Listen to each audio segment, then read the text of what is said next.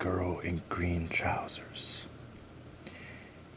Many of the Dales farms were anonymous, and it was a help to find this one so plainly identified.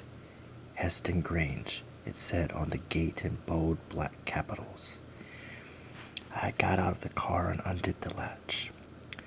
It was a good gate, too, and swung easily on its hinges instead of having to be dragged round with her shoulder under the top spar.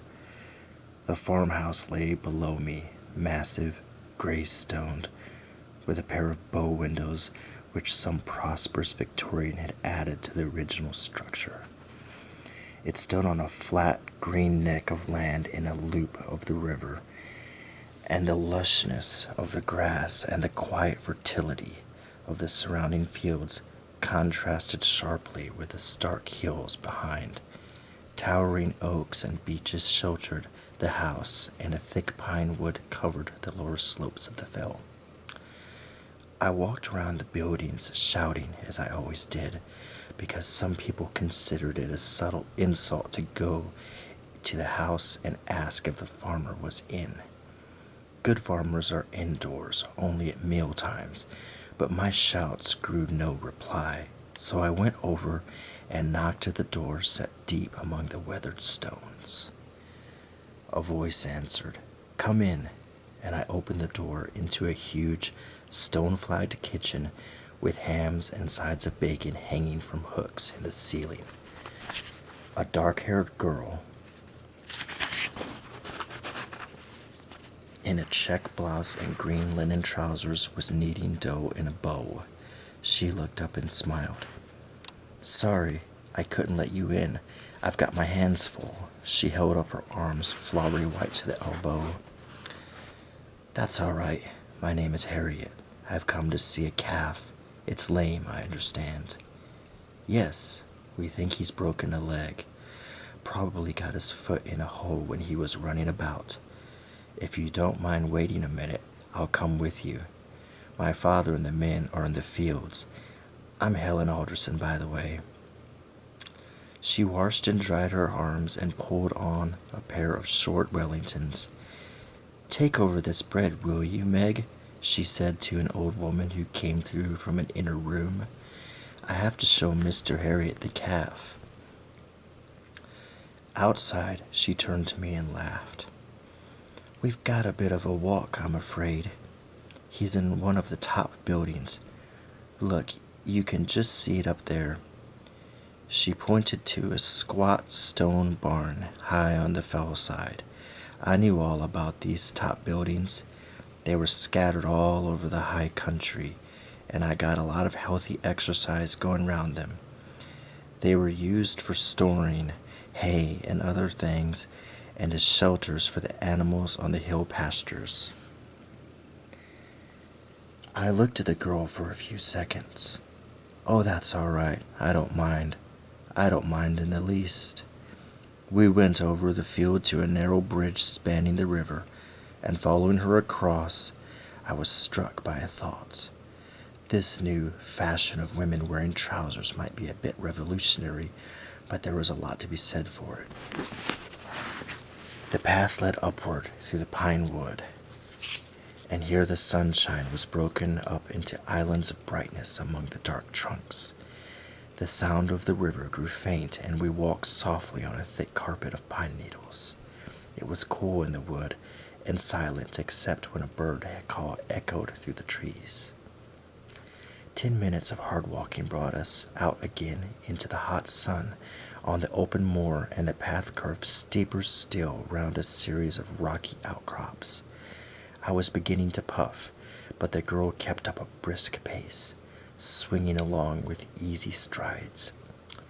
I was glad when we reached the level ground on the top and the barn came in sight again.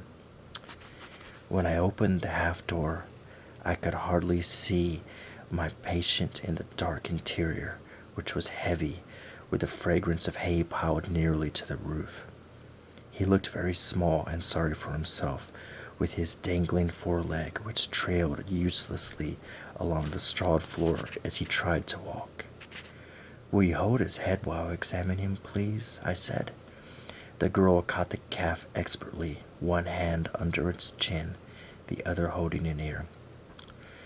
As I felt my way under the leg, the little creature stood trembling, his face a picture of woe. Well, your diagnosis was correct. Clean fracture of the radius and ulna, but there's very little displacement, so it should do well with a plaster on it. I opened up my bag, took out some plaster bandages, then filled a bucket with water from a nearby spring. I soaked one of the bandages and applied it to the leg, following it with a second and a third,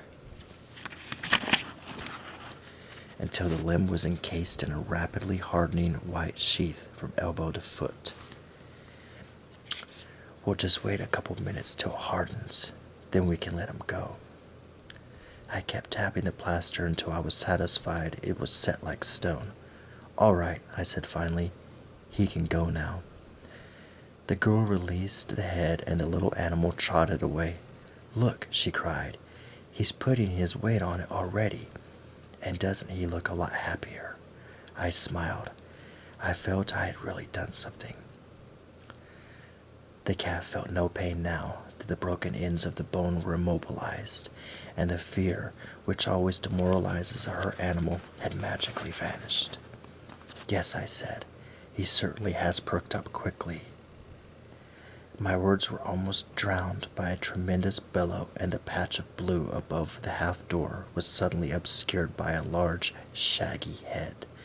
Two great liquid eyes stared down anxiously at the little calf, and it answered with a high-pitched bawl. Soon a deafening duet was in progress. That's his mother, the girl shouted above the din. Poor old thing.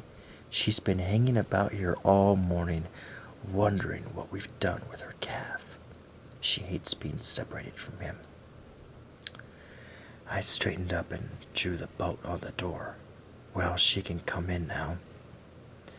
The big cow almost knocked me down as she rushed past.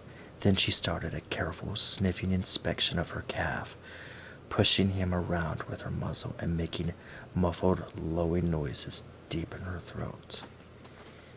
The little creature submitted happily to all the fuss, and when it was over and his mother was finally satisfied, he limped around to her udder and began to suck heartily. Soon got his appetite back, I said, and we both laughed. I threw the empty plaster containers into my bag and closed it. He'll have to keep the plaster on for a month, so if you'll give me a ring then, I'll come back and take it off. Just keep an eye on him and make sure his leg doesn't get sore around the top of the bandage. As we left the barn, the sunshine and the sweet warm air met us like a high wave. I turned and looked across the valley to the soaring green heights, smooth, enormous, hazy in the noon heat.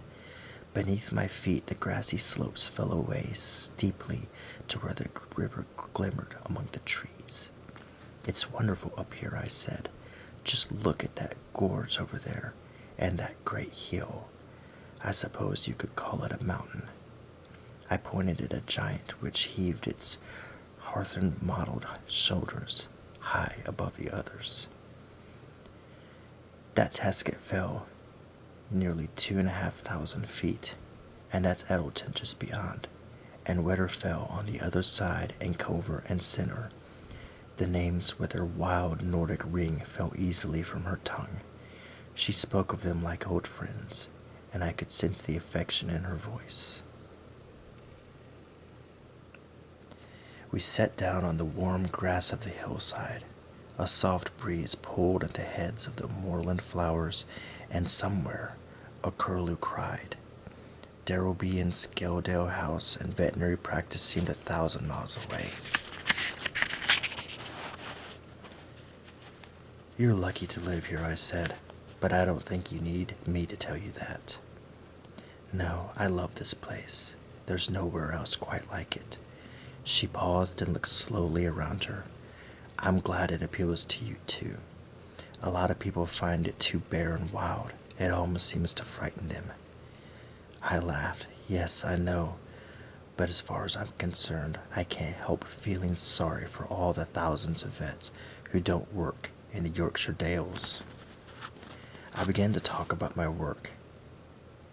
Then, almost without knowing, I was going back over my student days, telling her of the good times, the friends I had made, and our hopes and aspirations. I surprised myself with my flow of talk. I wasn't much of a chatterbox usually, and I felt I must be boring my companion.